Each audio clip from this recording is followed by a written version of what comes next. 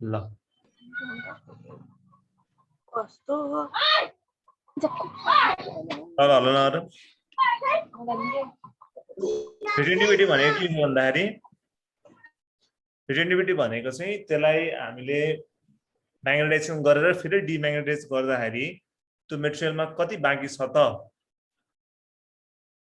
त्यसको magnetic properties भन्ने कुरालाई दैट इज कॉल्ड के द रिटेन्टिभिटी ठीक छ त्यस पछाडी गएर अर्को के थियो भन्दाखेरि कर्सिभिटी कर्सिभिटी भनेको चाहिँ अब बाँकी रहेको म्याग्नेटिजमलाई हामीले हटाउनलाई डिम्याग्नेटाइज गर्न टोटली डिम्याग्नेटाइज गर्नलाई हामीले बाहिरबाट कति लगाउनु पर्ला म्याग्नेटाइजिङ फोर्स त्यसलाई हामी के भन्छौं त दैट इज कॉल्ड कर्सिभिटी त्यो पढाएको मैले अनि त्यसपछि मैले अरु कुराहरु पनि लेखेका थिए सो आज चाहिँ हामी एउटा उ गर्छौं एकदमै कुन चाहिँ राम्रो हुन्छ भन्ने कुरा पर्मानेन्ट म्याग्नेटको लागि कुन राम्रो हुन्छ एप्लिकेसन अफ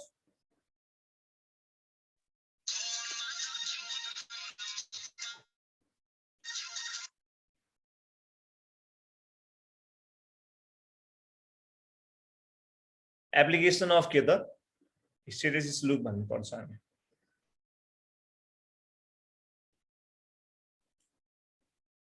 त्यति कुरा बुझ्नु हामी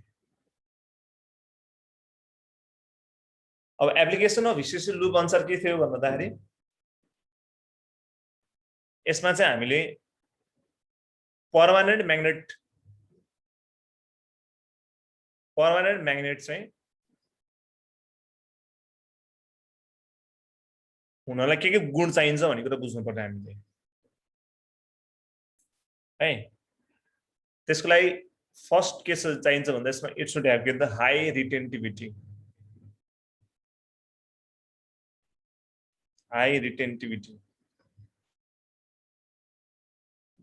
हाई कर्सिभिटी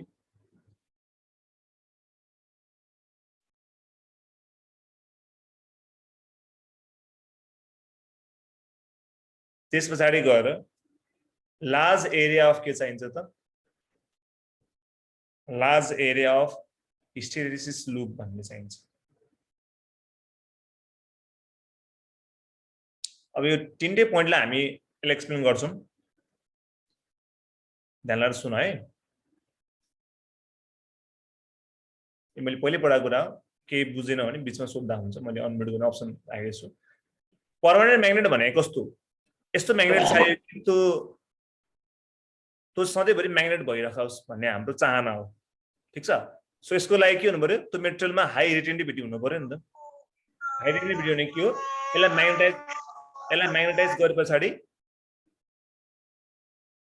म्याग्नेटाइज गरे पछाडी के हुनु पर्यो त भन्दा यसमा चाहिँ त्यो म्याग्नेटिक प्रोपर्टी चाहिँ रहिराख्नु पर्यो सेकेन्ड हाई कर्सिभिटी किन हाई कर्सिभिटी हुनु पर्यो पर्मानेन्ट म्याग्नेटमा किन भन्दाखेरि कर्सिभिटी भनेको यसलाई बाहिरबाट कति लगाउनु पर्छ हामीले म्याग्नेटाइजिङ फोर्स जस कारणले यो डिम्याग्नेटाइज होस् भन्ने कुरा हो नि अब हाई कर्सिभिटी छ भने के बुझ्यो हामीले त्यसलाई डिम्याग्नेटाइज गर्न धेरै एनर्जी लाग्ने भयो कि भएन धेरै फोर्स लाग्ने भयो कि भएन सो पर्मानेन्ट म्याग्नेटलाई हामी के बुझ्नु पर्यो भन्दाखेरि इट मस्ट हैव के त हाई कर्सिभिटी हाई रिटेन्टिभिटी किन हुनु पर्यो यसलाई इजिली म्याग्नेटाइज गर्न सक्यो ठीक छ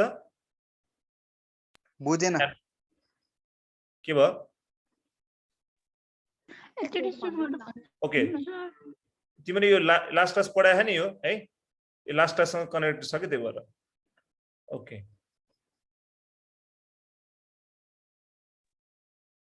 पर्मानेन्ट म्याग्नेट हुनलाई के चाहियो इट मस्ट हैव हाई रिटेन्टिभिटी रिटेन्टिभिटी भनेको अब यसलाई हामीले इंग्लिश वर्डमा हेर्यो भने रिटेन्टिभिटी रिटेन गर्न सक्ने हो नि यसलाई हामीले म्याग्नेटाइज गरे पछाडी त्यसले म्याग्नेटिक प्रोपर्टी आफूसँग राख्न सक्ने क्यापासिटी भयो भने रिटेन्टिभिटी हो नि जस्तै कुनै कुरा तिमीले भयो तिम्रो बुझेन को हो बोल्ने ओके बुझिएर भन्दैछ सर ए आवाज राहुल ओके लास्ट टाइम पढेको थियो नि तिमीले यो ओके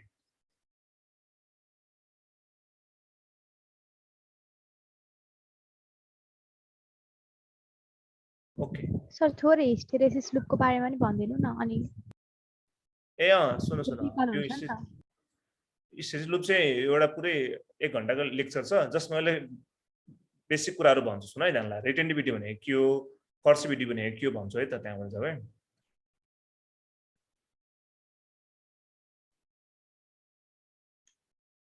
रिटेन्टिभिटी भनेको चाहिँ एउटा कुनै पनि मेटेरियलले चाहिँ सुन्नु ध्यान लगाएर मेटेरियलले चाहिँ आफूमा म्याग्नेटिक प्रोपर्टी राख्न सक्ने क्षमता छ कि छैन भन्ने कुरा हो भनेको अर्थात् जुनै कुराको यदि रिटेन्टिभिटी बढी छ भने यसले राख्न सक्छ जस्तै तिम्रो आफै सम्झन जस्तै कसैको चाहिँ मेमोरी हाई छ भने के बुझ्यो त्यसले त्यो कुरा चाँडै बिर्सिन्छ कि बिर्सिँदैन नि सो त्यसको रिटेन्टिभिटी पावर त्यसको मेमोरी पावर बढी भए जस्तै त्यो मेटेरियलको रिटेन्टिभिटी बढी छ भनेको अर्थ के हो भन्दाखेरि त्यसले म्याग्नेटिक प्रोपर्टिजहरू आफूमा होल्ड गर्छ भन्ने कुरा बुझाउँछ कि धेरै समयसम्म एउटा कुरा कर्सिभिटी भनेको के हो भन्दाखेरि कर्सिभिटी भनेको यसले आफ्नो म्याग्नेटिक प्रोपर्टी चाहिँ कति फोर्स लगायो भने बल्ल लुज गर्छ भन्ने कुरा हो जस्तै मानम तिम्रो मेमोरी तिम्रो एकदम राम्रो छ तर तिम्रो एकदम तिमी ठोक्यो कतै अब तिमी कति ठोकिदा तिम्रो मेमोरी लस हुन्छ भन्ने एउटा कुरा जस्तै हो के सो कर्सिभिटी इज कस्तो भन्दाखेरि त्यो म्याग्नेटिक मटेरियल छ त्यो म्याग्नेटिक प्रोपर्टी चाहिँ लस गर्नलाई हामीले बाहिरबाट एक्सटर्नल कति म्याग्नेटिक फिल्ड लगाउनु म्याग्नेटाइजिङ फोर्स लगाउनु पर्छ भन्ने कुरा चाहिँ के हो त कर्सिभिटी रिटेन्टिभिटी भनेको यसले कति आफूसँग राख्न सक्छ यो भित्रको इन्टरनल जस्तो कुरा भयो इन्टरनली भयो कर्सिभिटी चाहिँ के भयो एक्सटर्नल जस्तो भयो बाहिरबाट कति लगायो भने चाहिँ यो डिम्याग्नेटाइज हुन्छ यो चुम्बकबाट नन चुम्बक हुन्छ भन्ने कुरा हो कि क्लियर त्यस पछाडि गएर यति कुरा बुझ्नु पर्यो हामीले यो बेसिक मैले सर हजुर अन्त भन 3 को चाहिँ 3 भन्छु दुईटा बुझ्यो नि अब सुन अर्को चाहिँ के भने लार्ज एरिया अफ के त हिस्टेरिसिस लुप हुनु पर्यो भनेको अर्थ के भन्दाखेरि एउटा लास्ट टाइम मैले पढाएको थिएँ अहिले फेरि रिभाइज गराउँछु म जहिले पनि के हुन्छ त area of hysteresis loop is directly proportional to के हुन्छ त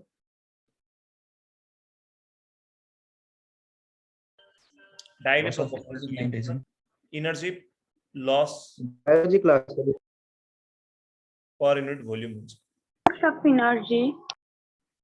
इनर्जी के भयो पर युनिट भोल्युम है त अब यसको एरिया के छ त धेरै छ नि मानव लेटर सपोजको एरिया धेरै छ भने हिस्टेरिसिस लुप यस्तो हुन्छ यदि यसको एरिया धेरै छ भने यसले के गर्छ त भन्दाखेरि यसलाई यसको म्याग्नेटिक प्रोपर्टी हराउनको लागि यसलाई के लाग्ने भयो धेरै एनर्जी लाग्ने भयो कि भएन लुज गराउनलाई लाग्यो नि थोरै एरिया भयो भने के भयो इजिली लुज भइहाल्यो त्यसले आफ्नो प्रोपर्टी लुज गरिहाल्छ तर धेरै एरिया छ भने त्यसको त्यो प्रोपर्टी हराउनको लागि धेरै फोर्स धेरै एनर्जी बाहिरबाट लगाउनु पर्ने हुन्छ क्या त्यही कारणले गर्दाखेरि पर्मानेन्ट म्याग्नेट हुनको लागि यसको एरिया के हुनुपर्छ इट मस्ट ह्याभ के त लार्ज एरिया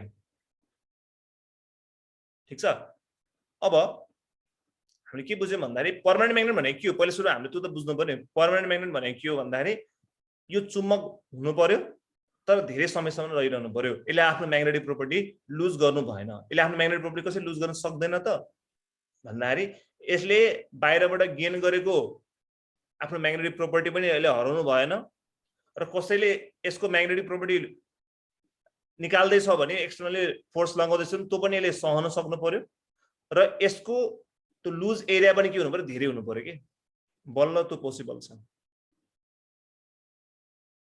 ओके के भयो यहाँनिर हल्ला नगर लार्ज एरिया चाहिँ किन हुनुपर्छ रे सुन्नु लार्ज एरिया भयो भने के भयो त भन्दाखेरि यसले चाहिँ आफ्नो म्याग्नेटिक प्रोपर्टी इजिली लुज गर्न सकेन के यसको इनर्जी लुज के भयो त यसलाई लुज गराउनु छ भने धेरै चाहियो कि इनर्जी पुरा बुझेन थोरै एरिया छ भने के भयो त थोरै इनर्जीमा के भयो यसले आफ्नो म्याग्नेटाइजेसन प्रोसेसहरुबाट डिम्याग्नेटाइज हुन सक्छ तर यसको लार्ज एरिया छ भने के भयो त यसलाई धेरै एनर्जी चाहियो नि यहाँबाट यहाँ यहाँबाट यहाँ यहाँबाट यहाँ जानलाई धेरै एनर्जी चाहियो कि चाहिएन चाहियो नि त्यो भएपछि के भन्छ यो धेरै समयसम्म के हुन्छ यो म्याग्नेटाइज भइरहन सक्छ के ओके बुझ्यो बुझेको बुझ्यो सर अब दुईटा अप्सन हुन्छ Yes, sir. अब यसको दुईटा अप्सन छ कुन चाहिँ लिने भन्ने कुरामा हामीलाई एक्जाममा धेरै सोध्छ जम्मा दुईटा अप्सनै आउँछ यसमा बढी आउँदैन अब हामीले यसमा चाहिँ किन र कसरी हुन्छ भन्ने कुरामा यसलाई एक्सप्लेनेसन गर्छु अनि बल्ल ठिक हुन्छ जसले पहिला क्लास लिएको छैन नेक्स्ट क्लास हुनु अगाडि चाहिँ अब त्यो पहिलाको भिडियोहरु हेर्नु है ओके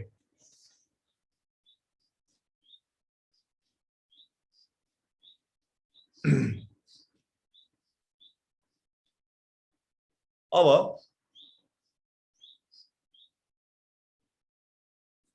दुईटा अप्सन सोध्छ स्टिल र सफ्ट आइरन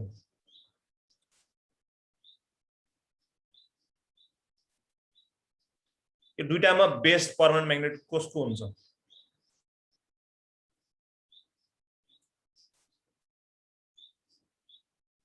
ल तिमीले गेस गर्न सक्छौ कुन होला Soft iron. Soft iron. Okay high retentivity हुँदैन र स्टिलको Still. अनि के भयो Still. Still Iron. ल सुन है यसमा चाहिँ कुन चाहिँ बेस्ट भन्ने कुरामा अप्सन आउँछ पहिला सुरुमा त्यो तीनटा पोइन्टमा जान्छु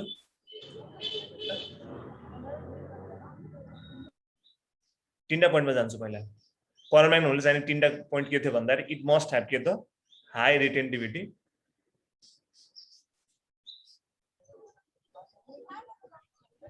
हाई कर्सिभिटी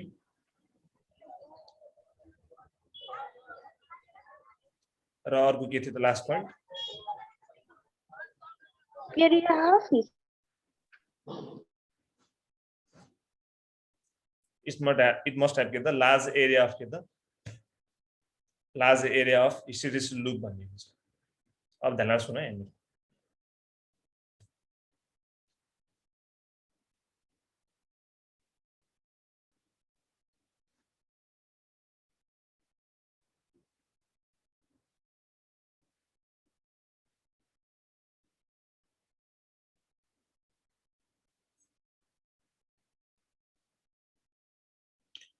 यो चाहिँ सफ्ट आइरनको हो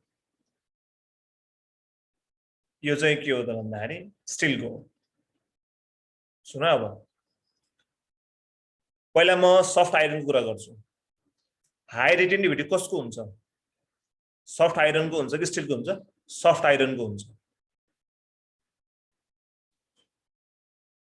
है यसको रिटेन्टिभिटी भनेको यो पार्ट हो नि यो पार्ट ठुलो हुन्छ सफ्ट आइरनको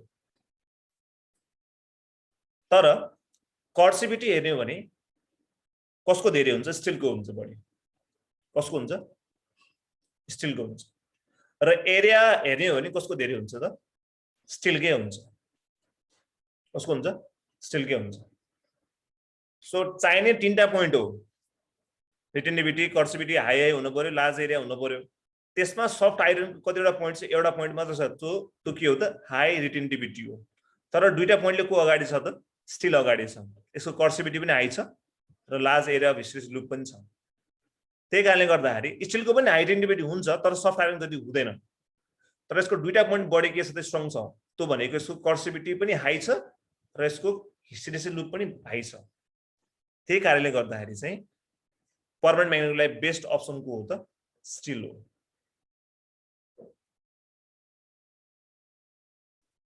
सबैले बुझ्यो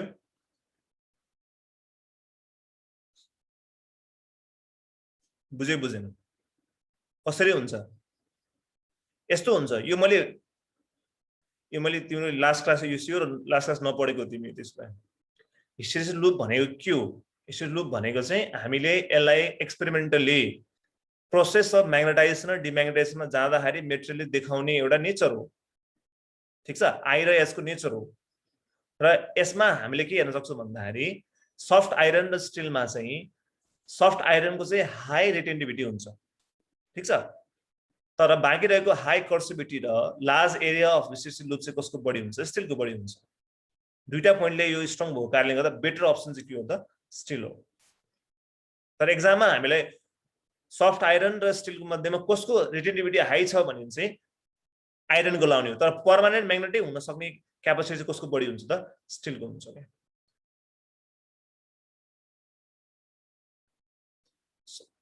सफ्ट आइरन भनेको अब के भने आइरनकै एउटा आइरनै हो तर अलिकति इम्प्युरिटिजहरु कम भएको। ओके हैन न यो तिमीले बुझेनौ नि नानी, यस्तो हो है पर्मानेन्ट म्याग्नेट हुनलाई सक्ने भन्ने कुरा हो के। जस्तै अहिले हामी पढिरहेको के हो, हामीले पढेको टपिक बुझ्नु पर्यो। अहिले हामी पढेको म्याग्नेटिजम हो। एउटा मेटेरियल चाहिँ यदि हामीले म्याग्नेट बनाउनु पर्यो भने, एउटा मेटेरियललाई पर्मानेन्ट म्याग्नेट बनाउनु पर्यो भने स्टिल र सफ्ट आइरनमा कुन युज गर्दा राम्रो हुन्छ भन्ने क्वेशन हो के अहिले। ठीक छ, पर्मानेन्ट म्याग्नेट बनाउनको लागि स्टिल र सफ्ट आइरनमा कुन राम्रो हुँदैछ? स्टिल राम्रो हुँदैछ। किन राम्रो हुँदैछ भन्दाखेरि स्टिलको दुईटा पोइन्ट छ, सफ्ट आइरनको एउटा मात्र पोइन्ट छ, जुन चाहिँ के हो त सफ्ट आइरन चाहिँ हाई रिटेन्टिभिटी छ तर स्टिलको चाहिँ कर्सिभिटी पनि हाई छ यसको र हिस्टेरेसिस लुपको एरिया पनि बढी भएको कारणले गर्दा चाहिँ पर्मानेन्ट म्याग्नेटको लागि बेस्ट अप्सन को हो त स्टिल हो। Clear?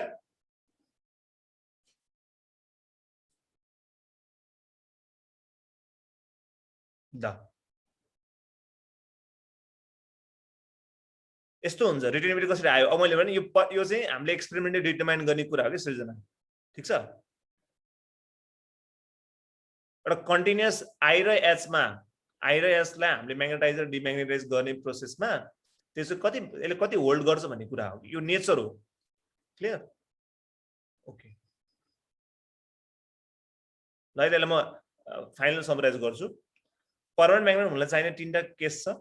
It must have high retentivity, high coercivity, and it must have large area of hysteresis loop.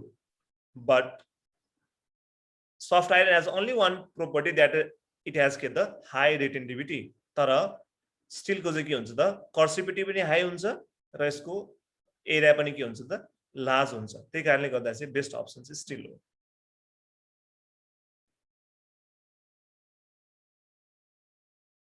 हैन त्यो यस्तो हुन्छ अनुभव। सुन्नु सुन्नु डायग्राम कसरी डिटरमाइन गर्ने कुन मेटेरियलको कस्तो हुन्छ भनेर त्यो हाम्रो एक्जाममा दिन्छ के। अहिले डायग्राम वाला क्वेशन त आउँदैन यसमा इजी बेटरमा चाहिँ हैन। अहिले उदा एमबीबीएसहरुमा चाहिँ आउँछ। यो अनुसारको फिगर यसो देखेँ मैले बनाएँ नि ठ्याक्कै त्यो सम्झिने हो यस्तो हुन्छ यसले यसो देखिन्छ भनेर कुरा के। कुन हो भने आउँछ एक्जाममा कुन चाहिँ बढी हुँदैन। ओके कर्सिभिटी एन्ड लुपको बारेमा फेरि वन्स यस्तो हो। कर्सिभिटी भनेको चाहिँ त्यो मेटेरियल चाहिँ डिम्याग्नेटाइज गर्नलाई बाहिरबाट कति फोर्स लगाउनु पर्ला भनेको अर्थ। कोही एकदम ज्याद्रो भन्छ नि हामीले, एकदम ज्याद्रो मान्छे भन्छ नि त्यस्तो के। जस्तै उसले आफ्नो एउटा कुरा सोचिसकेको छ अर्का कुरा नसुन्ने एकदम ज्याद्रो हुन्छ नि त्यस्तो। जो मान्छे जो बढी ज्याद्रो त्यो बढी कर्सिभिटी के। मेटेरियल जति ज्याद्रो छ त्यसको कर्सिभिटी हाई छ भन्ने बुझ्नु पर्यो हामीले। क्लियर? ओके तिम्रो बिचमा आयो भएर त्यो टेन्सन नलियो। यसको के अरे नोट्सहरु छ है।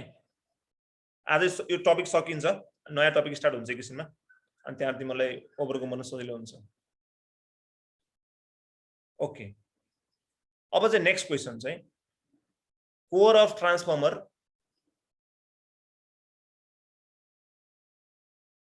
र जेनेरेटरमा चाहिँ कुन चाहिँ बेस्ट होला भन्ने कुरा आउँछ। पहिला सुरु कोर अफ ट्रान्सफर्मर र जेनेरेटर बन्ने जुन मेटेरियल हुन्छ त्यो मेटेरियलमा कस्तो गुणहरु हुनुपर्छ, त्यसको गुणहरु के हो त। पहिलो नम्बरमा ठ्याक्क अहिलेको उल्टो उल्टो हुन्छ। रोड लो रिटेन्टिभिटी, लो कर्सिभिटी र small area of hysteresis loop भन्ने।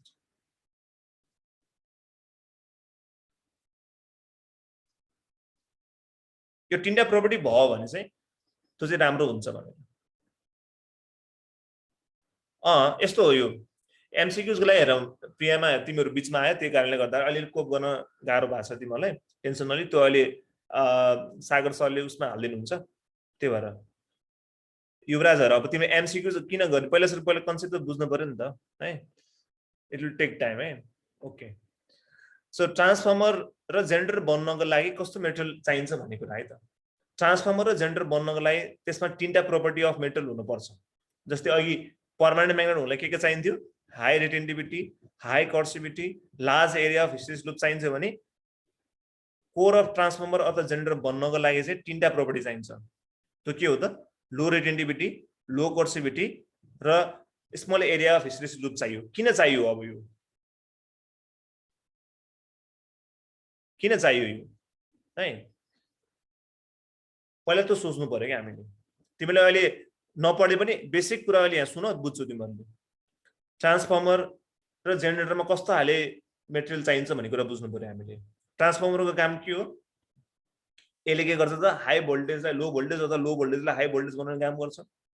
जेनेरेटरको काम के हो? यसले जेनेरेट गर्छ, करेन्टलाई जेनेरेट गर्ने काम गर्छ यसले।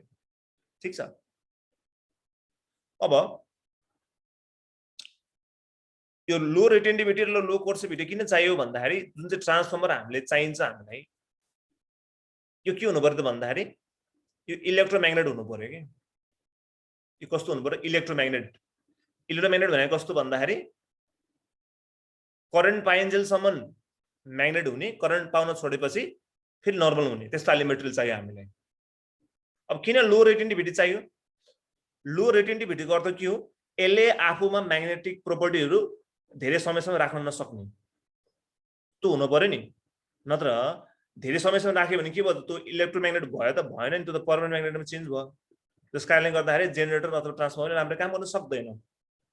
सो इट मस्ट ह्याभ के त? लो रिटेन्टिभिटी। क्लियर? छिटो हुन्छ। त्यसपछि किन लो कर्सिभिटी चाहियो? किन भन्दा यसले थोरै फोर्स लगाए पनि यो सजिलै आफ्नो नर्मल स्टेटमा आउन सक्नु पर्यो नि। धेरै कर्सिभिटी भयो भने के भयो त? धेरै इनर्जी लाग्यो, धेरै फोर्स लगाउनु पर्यो, जस कारणले गर्दाखेरि बल्ल यो चाहिँ आउने भयो। जस कारणले यो इलेक्ट्रोम्याग्नेट वाला प्रोपर्टी हामीलाई पाउन सक्दैनौँ। त्यही कारणले लो कर्सिभिटी भयो भने थोरै फोर्स लगाए फेरि आफ्नो नर्मल पोजिसनमा आइहाल्यो। अनि अर्को के छ त? किन यसको स्मल एरिया हुनु पर्यो? किन स्मल एरिया भयो भने के हुन्छ त? यसले इजिली के गर्छ त? थोरै इनर्जी लगाएर पनि के हुन्छ? आफ्नो हिस्ट्री लुप पुरा गरिहाल्छ यसले। त्यही कारणले गर्दाखेरि चाहिँ कोर अफ ट्रान्सफर्मर अथवा जेनेरेटरमा चाहिँ यो तीनटा प्रोपर्टी हुन आवश्यक छ। लो रिटेन्टिभिटी, लो कर्सिभिटी अनि small area of hysteresis loop. यो तीनटा भयो भने बल्ल यो चाहिँ कोर अफ ट्रान्सफर्मर अथवा जेनेरेटर बन्नलाई लायक हुन्छ। अब यसमा फेरि अघि जस्तै सफ्ट आइरन र स्टिलमा कुन चाहिँ बेस्ट होला भन्ने अप्सन सोध्छ हामीलाई। सफ्ट आइरन र स्टिलमा को बेस्ट भन्ने कुरामा जान्छौँ। अहिले हामीलाई थाहा छ कि कसको रिटेन्टिभिटी लो हुन्छ? सफ्ट आइरन कि स्टिल? ल भन, उसको लो हुन्छ? स्टिल। ओके, स्टिलको हो नि, अहिले पढाएको थिएँ नि मैले स्टिल। तर कर्सिभिटी र स्मल एरिया कसको थियो है? सफ्ट आइरनको। भन्छ कसको कुन पोइन्टले चाहिँ बढी भइरहेछ? सफ्ट आइरन चाहिँ बढी बेटर चोइस भइरहेछ कि स्टिल बढी बेटर चोइस भइरहेछ?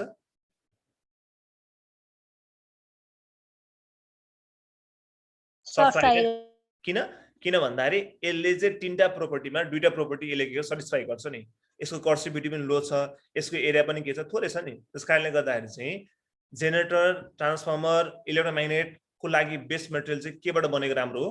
सफ्ट आइरनबाट बनेको राम्रो हो। क्लियर? यस सर। यसमा अब यति नै हो। क्वेसनहरु अलिअलि गरौँ, त्यस पछाडि तिमीलाई थाहा हुन्छ।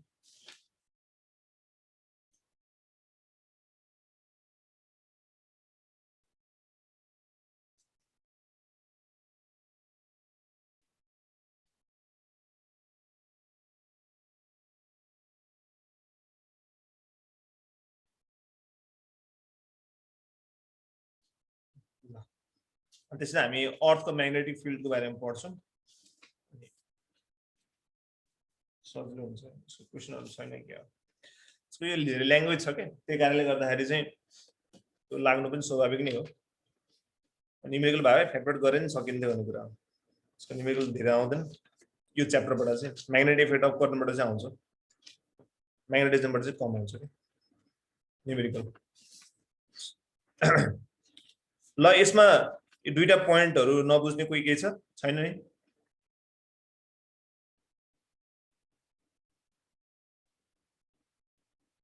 ल क्वेशन ल एमसीक्यू ल युवराज ल हेर तिमीलाई the value of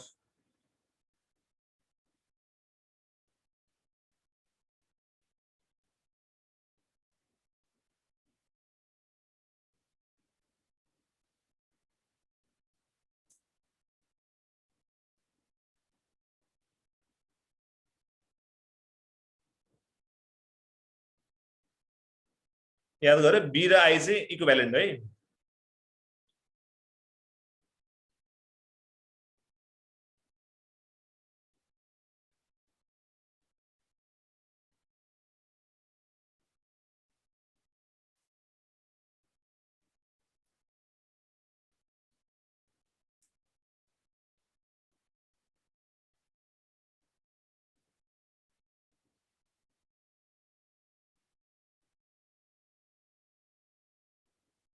ल the value of magnetizing field H when the magnetic flux intensity is 0 is called what?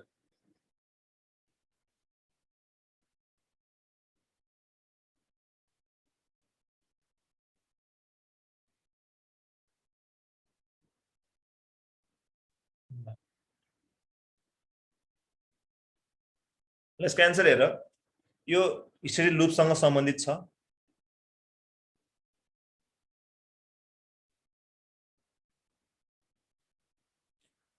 अब के भनेछ हेर यसमा आई 0 हुने केस कहाँ हो यता हामीले पढ्थ्यो नि यो एच हुन्छ यो आई हुन्छ नि आई 0 हुनु पर्यो ठीक छ र एच को भ्यालु हुनु पर्यो नि हो कि हैन the value of H when the magnetic flux I is 0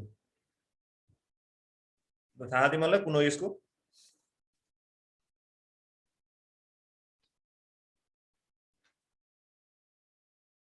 रिटेन्टिभिटी भनेको के थियो रे रिटेन्टिभिटी भनेको के हो रिटेन्टिभिटी भनेको त्यसले चाहिँ कति राख्न सक्यो आफुमा ठीक छ त्यसले चाहिँ कति राख्न सक्यो आफुमा भन्ने कुरा चाहिँ के हो त that is called के त रिटेन्टिभिटी जस्तै हामीले त्यसलाई डिम्याग्नेटाइज गर्दाखेरि त्यसमा कति बाँकी रह्यो त भन्ने कुरा चाहिँ के हो त त्यो भयो तर यसमा क्वेशनले त्यो भनेछ हेर त यसमा त म्याग्नेटिक फ्लक्स मा 0 हुनु पर्ने भने हैन म्याग्नेटिक फ्लक्स 0 भनेको आई 0 कति बेला भएको छ हेर त आई 0 कहाँ हुन्छ भन त यो पोइन्टमा हुन्छ भन यो पोइन्टमा हुन्छ कि यो पोइन्टमा हुन्छ ल भन ए मा हुन्छ कि बी मा हुन्छ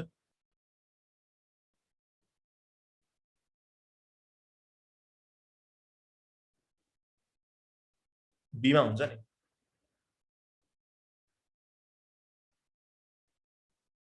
बी र सी को अप्सन सेम भयो कसरी भयो भएन नि बी मा क्युरिज टेम्परेचर सी मा कर्सिभिटी छ है ओके त सेम छ यो चाहिँ के भएन यो मैले अप्सन नपाएर लेखेको त्यो रङ एन्सर हो कि त्यही भएर अब हामीलाई के सोधेछ हेर त हामीलाई चाहिँ एच सोधिरहेछ एच भनेको के हो त हामीले कति लगाउनु पर्ला म्याग्नेटाइजिङ फिल्ड जस कारणले गर्दा यसमा भएको म्याग्नेटिक फ्लक्स चाहिँ 0 होस् भनेको के हो रिटेन्टिभिटी को कर्सिभिटी हो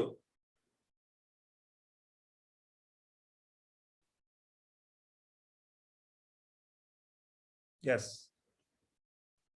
के हो त कर्सिभिटी हो किन कर्सिभिटी हो किन भन्दाखेरि यसले जनाउँछ नि त कति लगाउनु पर्यो जस कारणले गर्दा चाहिँ अब यसको बी चाहिँ अथवा आई चाहिँ के हुनु पर्यो 0 हुनु पर्यो नि बल्ल यसले के गर्छ त्यसलाई डिफाइन गर्छ नि त बुझ्यो सबले बुझ्यो यहाँसम्म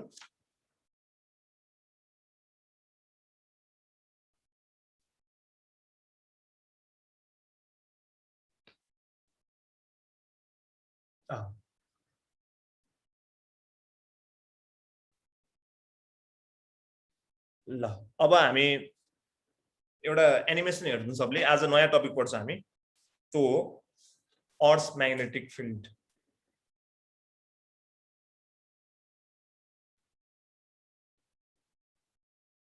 यो टपिक चाहिँ आज स्टार्ट गर्दैछु म। यसमा कुनै पनि छैन के अरे पहिलाको कुराहरू यसमा कनेक्ट हुँदैन, नयाँ हुन्छ। त्यसको लागि एनिमेसन हेरौँ है त। साउन्ड आयो कि नै मलाई भन है।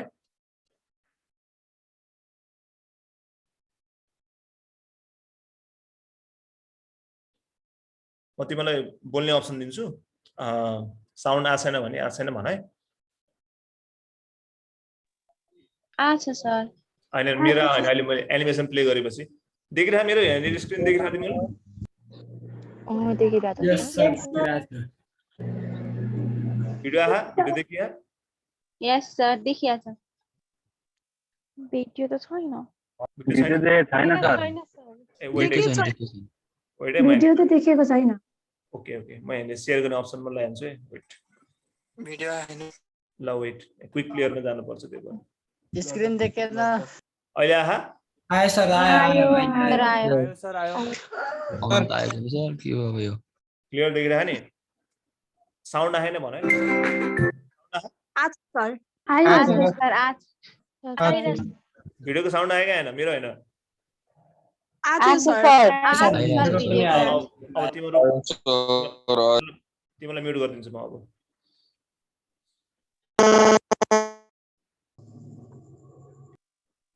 ध्यान लगाएर सुन, के भयो भने मलाई च्याटमा लेख है। ल सुन अहिले।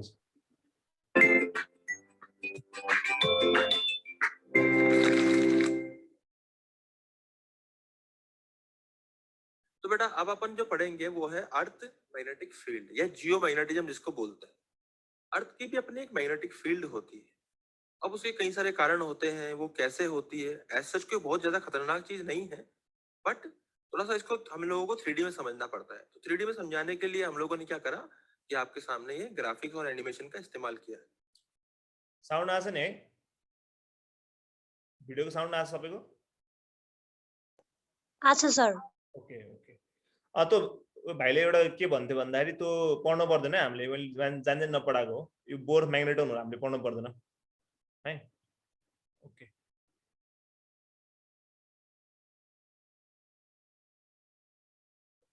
इन्जोय है। यो चाहिँ 3D मा चाहिने भएको कारणले गर्दाखेरि मैले यो भिडियो देखाएको हो। 3D एनिमेसन यसमा राम्रो छ। तो सबसे पहले तो अर्थ की जो मैग्नेटिक फील्ड होती है, आखिर वो होती क्यों है उसको समझाने के लिए बताता हूँ मैं आपको। ये होती है due to rotation of molten iron alloys in the inner core of the earth. देखो सबसे पहले आपको यहाँ पे जो ये लिखा हुआ है बेटा, इस चीज को लिख लीजिए। अर्थ की जो मैग्नेटिक फील्ड होती है वो किसके कारण होती है? Due to rotation of molten iron alloys in the inner core of the earth. अब अर्थ की अपनी एक एक्सिस ऑफ रोटेशन होती है। सबसे पहले आप यहाँ देखिए, आपको स्क्रीन के ऊपर अर्थ दिखाई दे रही है। आई में यहाँ सबले बुझ्यो अर्थको किन हुन्छ भन्ने कुरामा।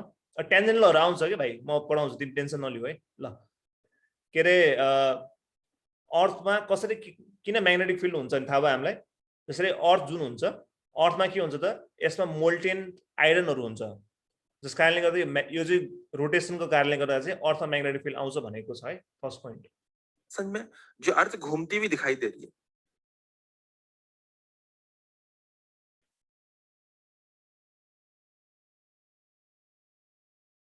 माय पॉइंट, ये अर्थ अपने को घूमती हुई दिखाई दे रही है। किसके अबाउट घूम रही है? अपने एक्सिस ऑफ रोटेशन के अबाउट घूम रही है, जो आपको यहाँ पे एक्सिस ऑफ रोटेशन यहाँ पे दिखाई दे रहा है। Getting my point? This is what axis of rotation. तो बेटा इसके अबाउट ये अर्थ घूम रही है कंटिन्यूअसली। और अब आपको यहाँ पे थोड़ा सा इसको पिक्चर को मैं ट्रांसपेरेंट करेंगे हम लोग, और आपको धीरे धीरे धीरे इनर कोर की थोड़ी सी यहाँ पे इमेज दिखने लगेगी। जो इनर कोर है वो हल्के से टिल्टेड एंगल पे घूमता है। अर्थ जो है वो इस एक्सिस ऑफ रोटेशन के अबाउट घूम रही है। जो इनर कोर है वो हल्का सा उसका एंगल जो है वो टेढ़ा है। तो इसका इनर कोर का जो एक्सिस ऑफ रोटेशन है वो एक्चुअली अर्थ के मतलब वो वाला एक्सिस ऑफ रोटेशन नहीं है जो अर्थ का axis of rotation. Getting my point? हल्का सा यहाँ पे टेढ़ा ये घूम रहा है, आप देख सकते हो यहाँ पे। तो अर्थको आफ्नै एउटा एक्सिस अफ रोटेसन हुन्छ र यसको भित्र जुन कोर हुन्छ त्यो कोर चाहिँ के हुन्छ त, अलिकति बाङ्गो हुन्छ, जस कारणले गर्दा यसको पनि आफ्नै एक्सिस अफ रोटेसन हुन्छ। अहिले भन्छ एक रेड लाइन आपको दिखाई देगी, this is the actual axis of rotation for the inner core. यो नीलो जुन कलरको छ यो चाहिँ के हो त अर्थको एक्सिस अफ रोटेसन हो भने जुन रातो कलरको छ यो चाहिँ के हो भन्दाखेरि rotation of for the inner core हो है। तो बेटा इन दोनों के बीच में जो एंगल है, ये जो मैं एक्सिस रोटेशन ऑफ अर्थ बोल देता हूँ, इसको axis rotation for the inner coil बोल देता हूँ। तो ये एक्चुअल एक्सिस रोटेशन है। तो इसके और इसके बीच में जो एंगल है वो एंगल एक्चुअल में 11 डिग्री समथिंग है, 11.4 या 11.3 ऐसे कुछ डिग्री होता है इसका। 11 डिग्री हुन्छ यो लेखिराख है।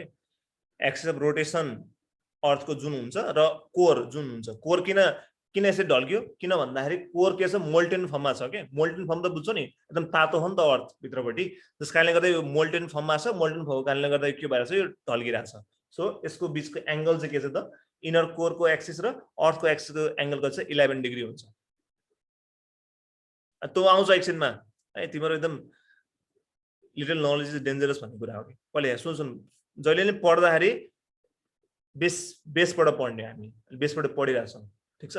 अलि यो अलि कुरा आउन सक्छ तर त्यो होइन। तो आप पिक्चर में देख रहे हैं कंटिन्यूसली यहाँ पे आपको दिखाई जा रहा है कि यह इनर कोर यहाँ पे मतलब इनर कोर के अंदर मोल्टन आयरन एलॉय घूमते रहते हैं और उनके घूमने के कारण यहाँ पे मैग्नेटिक फील्ड प्रोड्यूस होती है। अब वो कैसे मैग्नेटिक फील्ड प्रोड्यूस होती है वो अपन आगे देखेंगे। Getting my point? तो बेटा होती इसके घूमने के कारण ही है, जो कंटिन्यूसली यहाँ पे रोटेशन हो रहा है उसी के कारण ऐसा होगा। कैसे होगा एग्जैक्टली वो भी अपन आगे देखते हैं। Getting my point? तो आप लोग यहाँ तक तो सबसे पहले इसको चाहे तो इसको याद रखिएगा, चाहे तो इसको अपनी भाषा में कुछ 2-4 लाइनें इसके ऊपर लिख लीजिए। पूरा 3D में है इसलिए आपको अपनी भाषा में कुछ ना कुछ लिखना पड़ेगा कि हाँ भाई इसके घूमने के कारण ऐसा होता है, और जो भी छोटी मोटी बातें आप लोग लिख सकते हो।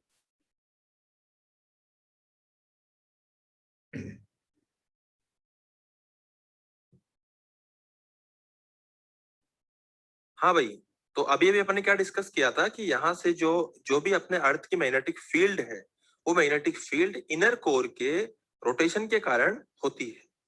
अब उसको थोड़ा सा और डिटेल में समझते हैं। जैसे यहाँ पे एक्सियल रोटेशन में गिवन है, ये अर्थ जो है वो घूमती हुई दिखाई दे रही है। अब कोर वोर मैं आपको नहीं दिखा रहा हूँ, मैं आपको सिर्फ अर्थ दिखा रहा हूँ यहाँ पे। तो अर्थ को आप यहाँ पे घूमता हुआ नोटिस कर रहे हो। Getting my point?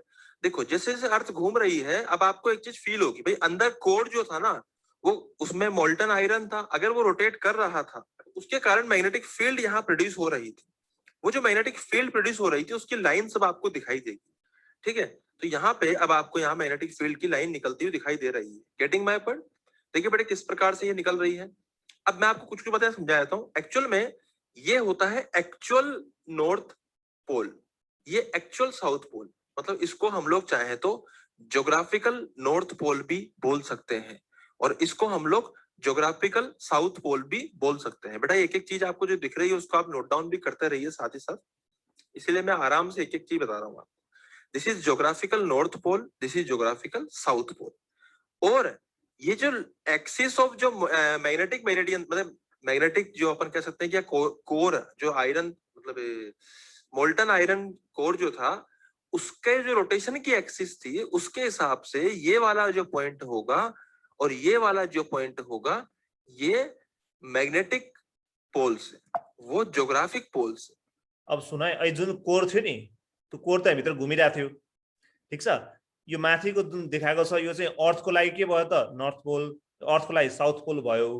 तर म्याग्नेटिकको लागि चाहिँ के भयो त भन्दाखेरि तलपट्टि चाहिँ नर्थ पोल र माथिपट्टि चाहिँ साउथ पोल हुन्छ है। तो बेटा मैग्नेटिक पोल्स जो होते हैं वो एक्चुअल में इस तरफ होता है साउथ पोल, इस तरफ होता है north pole. Getting my point? हाँ उल्टा होता है, नॉर्थ पोल नीचे होता है। This is magnetic north pole, this is magnetic south pole. Getting my point? तो बेटा ये तो हो गया अपने पास में क्या, geographical north pole, geographical south pole. यहाँ होता है एक्चुअल में south pole of the magnet and north pole of the magnet, जो हल्का टिल्टेड होता है 11 डिग्री एंगल पर। Getting my point?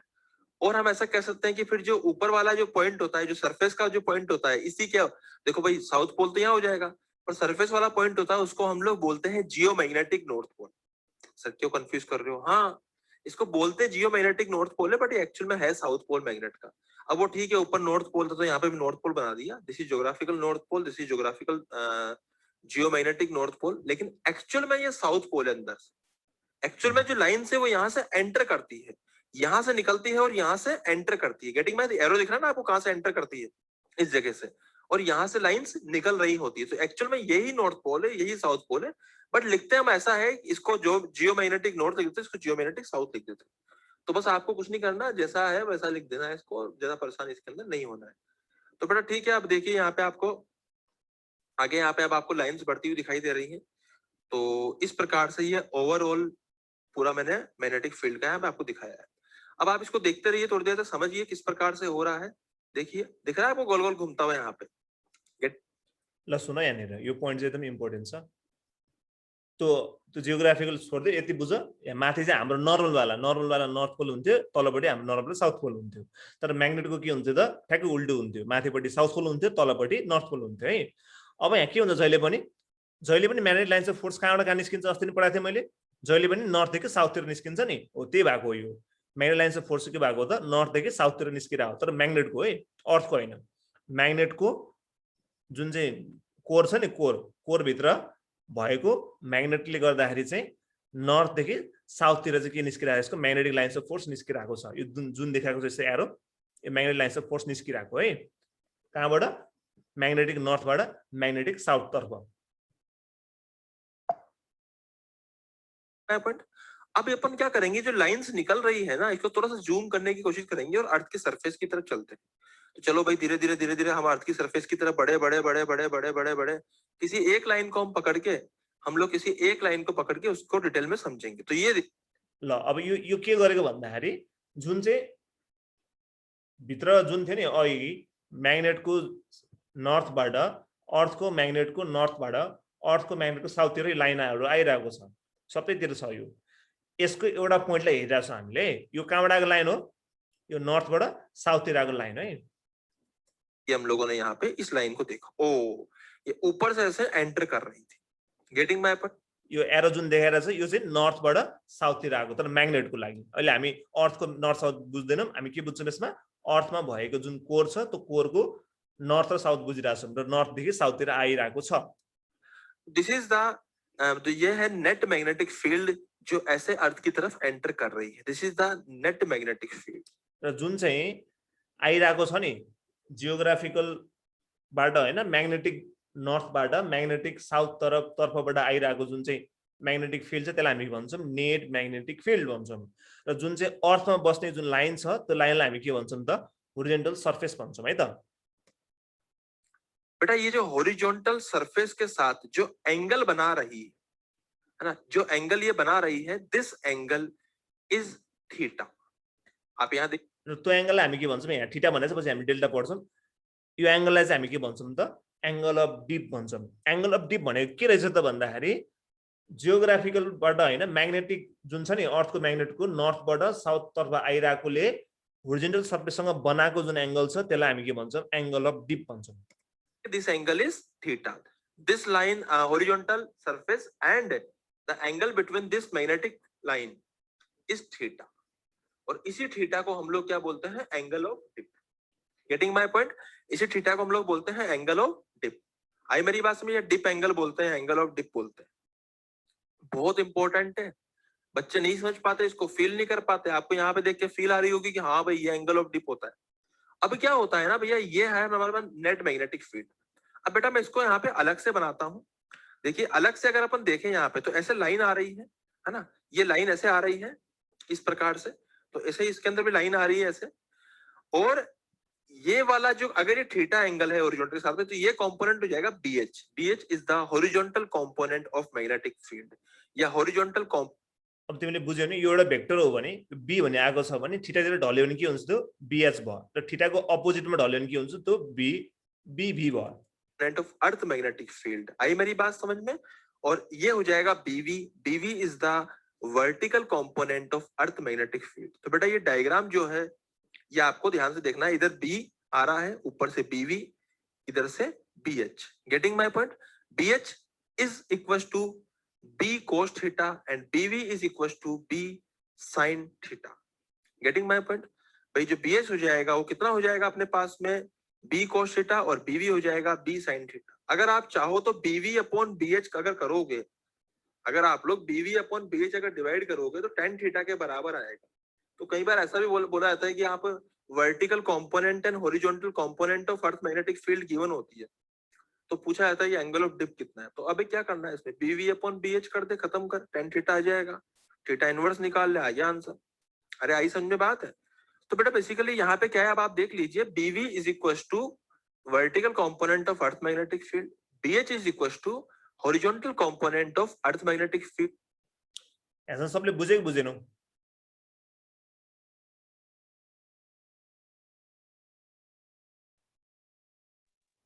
ऐसा बुझिरहेको सबले एंगल अफ डिप बुझ्यो सबले? Yes, sir.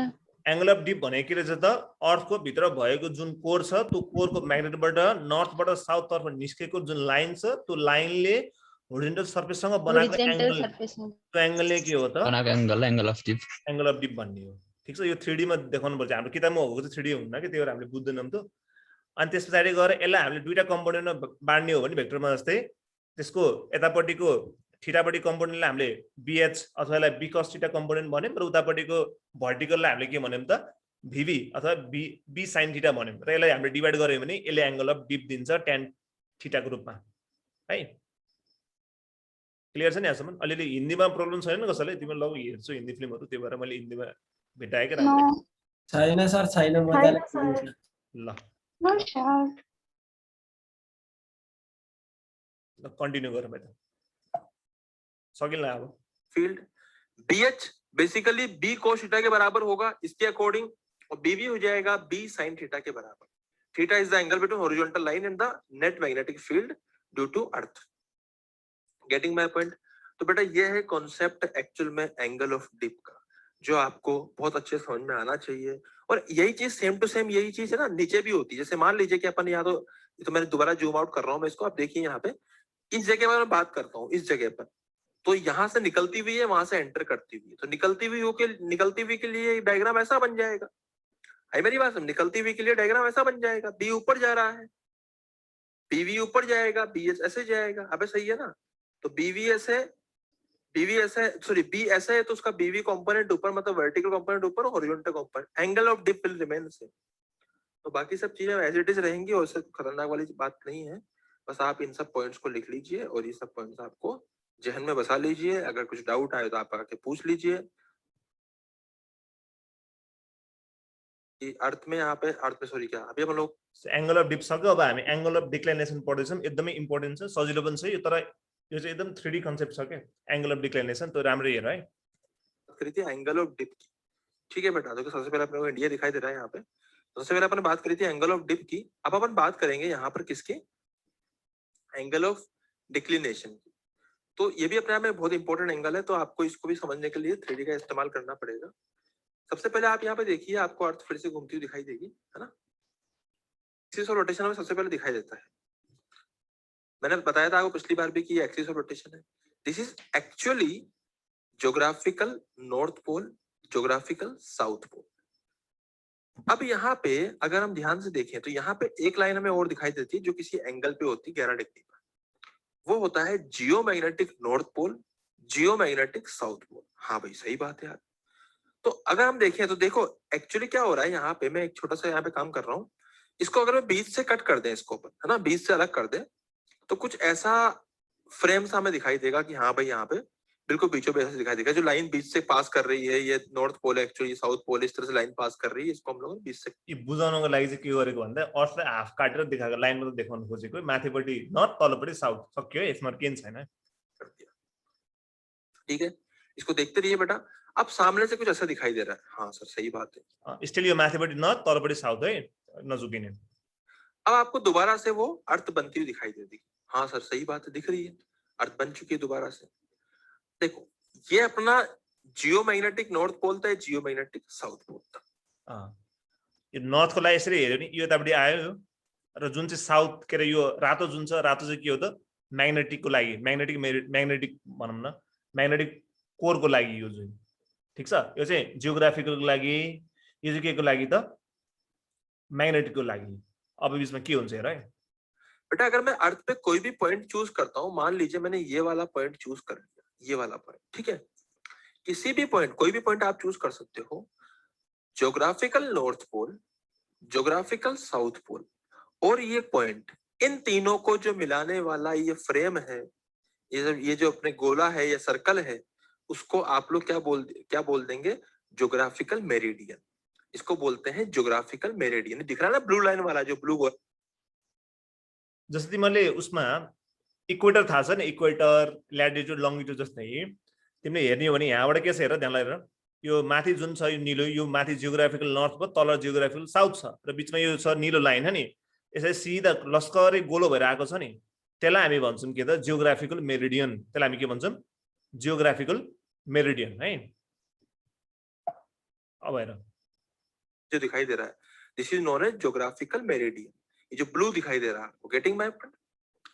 बेटा फिर से मैं बात करूंगा, ये same point geomagnetic north pole, geomagnetic south pole, इन तीनों से जो मिलके जो अपने पास सर्कल बन रहा है या फ्रेम बन रहा है, या हमारे पास में फेस बन रहा है, इसको हम बोलते हैं जियोमैग्नेटिक, या सॉरी मैग्नेटिक मेरिडियन। वो कौन सा था ब्लू वाला? Geographic meridian. This is known as magnetic meridian. ल सुन, अब यो मेरिडियन भनेको के भन्दाखेरि जस्तै माथि नर्थ, तलपट्टि साउथ, ठीक छ? त्यसपछि यसलाई पुरै अर्थलाई घेर्ने एउटा जुन चाहिँ लाइन हुन्छ नि, जसरी इक्वेटरले यसरी घेर्थ्यो, यसरी घेर्ने एउटा जुन सर्कल छ, त्यो सर्कललाई हामी के भन्छौँ त? यदि अर्थको जियोग्राफिकली घुमायो भने that is call geographical meridian, र त्यो म्याग्नेटकोले घुमायो भने त्यसलाई के भन्छ? हामीले म्याग्नेटिक मेरिडियन भन्छौँ के, ठीक छ? अब अर्थकोलाई जियोग्राफिकल मेरिडियन र यतापट्टि मैग्नेटलाई के भन्ने? हामीले मैग्नेटिक मेरिडियन भन्ने। बेटा समझ में आ गया दोनों मेरिडियन कौन कौन से होते हैं? तो बस ये दोनों मेरिडियन है जो मैंने समझाया आपको। अभी पीछे की लाइन भी आपको दिखाई दे रही है यहाँ पे, रेड वाले के पीछे वाली, ब्लू वाले के पीछे वाली लाइन, जो पूरे अर्थ को कवर कर रही है। अब धीरे धीरे यहाँ से अर्थ गायब हो जाएगी। देखो अर्थ गायब हो गई सब। अब हमारे पास ये मेरिडियन बचे हैं। दिस इज हेर, अब अर्थलाई गायब भयो। अब जस्तो हेर, यो जुन चाहिँ छ, यो जुन चाहिँ निलो छ, पहिला निलो हेर, निलोको यो माथिपट्टि जुन छ नर्थ, तलपट्टि जुन साउथ, र गोलो कुन छ, यसलाई हामी के भन्छौँ? Geographical meridian. जुन चाहिँ रातो छ, त्यो रातो भनेको के हो? म्याग्नेटवाला नर्थ र म्याग्नेटवाला साउथ भयो, र यसको जुन घुमेको छ त्यसलाई हामी के भन्छौँ त? That is called magnetic meridian भन्छौँ। अब हेर है, who is geographic meridian and the red is magnetic meridian. Getting my point? अब मैं आपको धीरे समझाऊंगा यहाँ पे एग्जैक्टली क्या हो रहा है। देखिए सामने से, देखिए बेटा सामने से फील होगा आपको। देखो देखो देखो देखो दिख रहा है दिस एंगल, ये जो सामने का एंगल है ना, this angle is angle of declination. र कुनै पोइन्टमा, अर्थको कुनै पोइन्टमा त्यो म्याग्नेटिक मेरिडियन र यतापट्टिको जियोग्राफिकल मेरिडियन बीचको कति एंगल छ, त्यो एंगललाई हामी के भन्छौँ त? एंगल अफ डिक्लाइनेसन भन्छौँ। This angle is angle of declination. Getting my point? यही वो एंगल है जो एंगल ऑफ डिक्लिनेशन के बराबर आएगा। तो बेटा यहाँ मैंने समझाया आपको एंगल ऑफ डिक्लिनेशन क्या होता है, एंगल ऑफ डिप क्या होता है, इन सब बातों को आपको लिखना है। और ये एंगल ऑफ डिक्लिनेशन है, ये जो एंगल ऑफ डिक्लिनेशन। अब हमारे पास ये मेरिडियन बचे हैं। This is the blue is geographic meridian and the red is magnetic meridian. Getting my point? अब मैं आपको धीरे समझाऊंगा यहाँ पे एग्जैक्टली क्या हो रहा है। देखिए सामने से, देखिए बेटा सामने से फील होगा आपको। देखो देखो देखो देखो दिख रहा है दिस एंगल, ये जो सामने का एंगल है ना, this angle is angle of declination. This angle is angle of declination. Getting my point? यही वो एंगल है जो एंगल ऑफ डिक्लिनेशन के बराबर आएगा। तो बेटा यहाँ मैंने समझाया ल हेर, यहाँनिर यो पोइन्टमा हेर, मेरिडियनको बारेमा भनिदिन्छु। जसरी हाम्रो अर्थमा चाहिँ हामीले यतापट्टि इक्वेटरले के गर्छ हामीलाई? इक्वेटर भनेको ठ्याक्क त्यो अर्थको बेल्ट जस्तो हो नि, बेल्ट। त्यसले नर्दर्न हेमिस्फियर र साउदर्न हेमिस्फियरलाई छुट्याउँछ नि। त्यस्तै गरेर यो अर्थको लागि हामीले जियोग्राफिकल र म्याग्नेटिक भन्ने दुईटा पोइन्टमा बाँड्न सक्छौँ, ठीक छ? जुन चाहिँ निलो कलरको छ, यो चाहिँ के हो त? जियोग्राफिकल नर्थ र जियोग्राफिकल साउथ हो। र यसले जुन चाहिँ घेरा लगाएको छ, त्यो घेरालाई के भन्छ हामीले त? जियोग्राफिकल मेरिडियन भन्छौँ। र जुन रातो लगाएको छौँ, रातोलाई हामी के भन्छौँ त? यो माथिपट्टिको लागि म्याग्नेटिक नर्थ, म्याग्नेटिक साउथ। र यसको जुन घेरा छ, जसरी बेल्ट लाउँछ नि यसले अर्थलाई, त्यसलाई हामी के भन्छौँ त? म्याग्नेटिक मेरिडियन भन्छौँ। मेरिडियन भनेको बेल्ट हो कि, त्यसलाई अर्थलाई बेर्ने, तर नर्थ र साउथबाट भएर पास हुने। र दुईटा मेरिडियन बीचको कुनै पोइन्टमा त्यसको बीचको एंगल कति छ भन्ने कुरालाई के भन्छ? हामीले एंगल अफ डिक्लाइनेसन भन्छौँ। सबले बुझ्यो? सबले बुझ्यो? Yes, sir. Yes, sir. Sir angle of declination को चाहिँ भ्यालु कन्स्ट्यान्ट हुन्छ त्यो भ्यालु हेरेर हुन्छ है तर यस्तो हुन्छ कुनै पोइन्टमा के हुन्छ हेर फेरि त्यहाँ हेर नि त्यहाँनिर कुनैमा के छ हेर एउटा कुनैमा एक्सपान्डिङ भइरहेछ कुनैमा नन एक्सपान्डिङ भइरहेछ नि त ठीक छ त्यो हामी निकाल्न सिक्छौँ टेन्सन नलिनु है ल ल गीत नगाऊ ल यो चाहिँ भयो हामीले जस्ट यसको बारेमा पढ्यौँ बेला हामी भोलि न्युमेरिकली पढ्छौँ है त अब ठीक छ क्लियर छ यहाँसम्म एक्चुअली म यसलाई एक्चुअली सर भनिदिन्छु अनि सकाइदिन्छु आजको लागि हामी एंगल अफ डिपको कुरा गरौँ एंगल अफ डिप भनेको के थियो रे ल भन एंगल अफ डिप भनेको चाहिँ के हो रे ल भन त के हो जस्तै यो अर्थ भयो अर्थको के हुन्छ यो Earth को horizontal surface सँग angle made by the net magnetic field and horizontal surface. Similarly यतापट्टि के हुन्छ त यो म्याग्नेटको पनि नर्थ र म्याग्नेटको साउथ हुन्छ है यो म्याग्नेटको यो ठीक छ तर रियलमा के हुन्छ त रियलमा चाहिँ यो नर्थ हुन्छ र यो के हुन्छ साउथ हुन्छ अर्थको म्याग्नेटको लागि चाहिँ जस कारणले गर्दा के हुन्छ त म्याग्नेटिक लाइन्स अफ फोर्स चाहिँ नर्थदेखि साउथतिर यसरी मुभ भइरहेको हुन्छ ठीक छ नर्थदेखि साउथतिर मुभ भइरहेको हुन्छ र हामीले यो कुनै पोइन्टमा हेर्ने हो भने यो जुन आगो छ लाइन यो नेट म्याग्नेटिक फिल्ड जुन छ यसले होरिजोनल सर्फेससँग कति एंगल बनायो भन्ने कुरालाई के भन्ने हामीले एंगल अफ डिप भन्ने हो ठीक छ यसलाई भने के भन्ने हो एंगल अफ डिप भन्ने हो त्यसपछि गएर हामीले यहाँसम्म बुझ्यो नि अनि यो पोइन्टलाई हेर्यो जस्तै यो माथिबाट आयो अनि यसले होरिजोनल सर्फेससँग कति एंगल बनायो यसलाई हामी के भन्छ एंगल अफ डिप यसलाई चाहिँ हामीले डेल्टा जनाउँछ त्यसमा चाहिँ त्यो भिडियोमा इन्डियामा चाहिँ अब थीटा भनेर पढाएको छ हामी यहाँ नेपालमा चाहिँ डेल्टा पढ्छौँ किनभने एक्जाममा डेल्टा आउँछ कि त्यही कारणले गर्दाखेरि अनि त्यसपछि गएर यो मान्यो भने यो बी छ भने यो के भयो डेल्टा भयो र यसलाई यतापट्टि ढाल्ने हो भने यो बी एच हुन्छ र यतापट्टि गऱ्यो भने के हुन्छ यो बीभी हुन्छ जतापट्टि थीटा त्यतापट्टि ढाल्यो भने के हुन्छ द्याट इज कल्ड बी कस डेल्टा हुन्छ यतापट्टि ढाल्यो भने के हुन्छ यो बी साइन डेल्टा हुन्छ र हामीले यहाँबाट tan डेल्टा निकाल्नलाई के गर्न सकिन्छ त बीबी बाइ बीएच गर्नु पर्यो किनभने यो साइन बाइ कस भनेको के हुन्छ tan हुन्छ नि त त्यहाँबाट के आउँछ यसको फर्मुला आउँछ हाम्रो के थाहा भयो भन्दाखेरि tan डेल्टा भनेको के हो त बीबी बाइ कति हो त बीएच हुन्छ भनेर बुझ्नु पर्यो हामीले ठीक छ यहाँसम्म सबले बुझिरहेको छौ बुझिरहेको छ यहाँसम्म एक्सप्लेन गर्न सक्छु तिमीले अब यस सर बुझिरहेको छु यस सर बुझिरहेको छु ल भन त कसैले एकजनाले भन भन्दै चाहिँ एंगल अफ डिप भनेर सोध्ने के भन्ने नेपालीमा भन न आफ्नो भाषामा नेट म्याग्नेटिक फोर्स र होरिजोन्टल सर्फेससँग बनाएको एंगललाई एंगल अफ डिप भनिन्छ यस भेरी गुड है त्यसपछि गएर अब हामी एंगल अफ डिक्लाइनेसनको कुरा गरौँ है त एंगल अफ डिक्लाइनेसन कति हुन्छ भन्दाखेरि एंगल अफ डिक्लाइनेसन भनेको जस्तै अर्थ भयो अर्थको आफ्नै के छ त जियोग्राफिकल नर्थ र जियोग्राफिकल साउथ छ सिमिलरली म्याग्नेटको पनि के छ त आफ्नै जियोग्राफिकल नर्थ र जियोग्राफिकल साउथ छ तर एक्चुअलमा हुन चाहिँ यतापट्टि नर्थ यतापट्टि साउथ हुन्छ है यो चाहिँ हामीले आफै बुझ्नु पर्यो फेरि मनमा त्यसपछि के हुन्छ भन्दाखेरि यसले यो जुन चाहिँ अब यसलाई ठ्याक्कै अघि जस्तो गरी तले पढाउँछु म तिमीलाई वेट है यो भयो जुन चाहिँ निलो छ निलो भनेको के हो भन्दाखेरि के भयो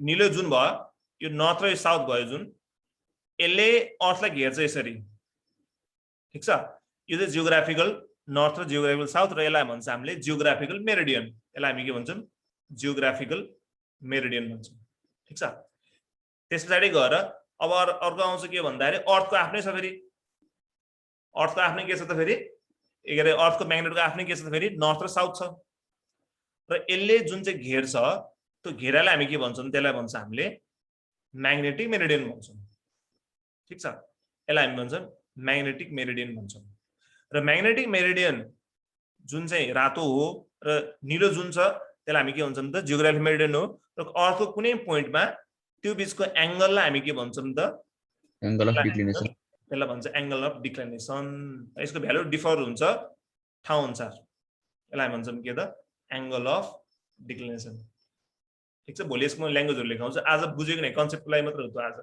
बुझ्छ सबले बुझ्यो सर सर बुझ्यौँ ओके सर एंगल डिक्लाइनेसन फेरि भनिदिनु चाहिँ एंगल अफ डिक्लाइनेसन भन्दिम ल है जस्तै यो चाहिँ के भयो यो चाहिँ हाम्रो नर्मल अर्थको नर्थ र साउथ भयो त्यसलाई अनि यसले अर्थलाई बेल्ट गर्छ नि घुमाउँछ नि यसरी यसलाई हामी भन्छौँ के त जियोग्राफिकल मेरिडियन भन्छौँ हैन सिमिलरली अर्थको त अब आफ्नै एउटा म्याग्नेट छ, त्यो म्याग्नेटको जुन चाहिँ यसले घेरा गरेलाई हामी के भन्छौँ, that is called magnetic meridian भन्छौँ के। र अर्थको कुनै पोइन्टमा त्यो जियोग्राफिकल मेरिडियन र म्याग्नेटिक मेरिडियन बिचको एंगललाई हामी नाप्छौँ नि, त्यसलाई हामी के भन्छौँ त, त्यसलाई भन्छ हामीले एंगल अफ डिक्लिनेसन के। बुझ्यौ? बुझ्यो सर। ल